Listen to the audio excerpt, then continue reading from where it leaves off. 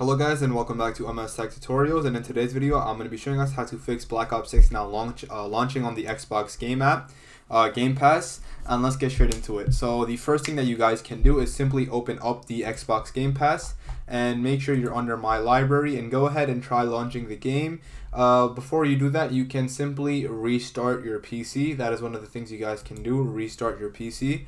And then another thing you guys can do is either uninstall the Xbox app, so just simply uninstall it and then re-download it, and then check to see, and then you might have to re-download Black Ops 6 again, but anyways, once you do that, you should be able to play it and there should be no issues at all.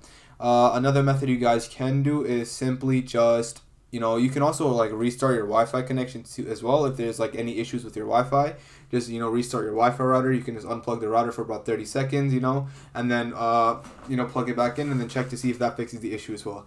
And once you do all of these things, you guys should be good to go. And yeah, and that is it. Another thing you guys can do is simply just log out of your account on the Xbox Game Pass and then log back in, and then also check to see if that fixes the issue.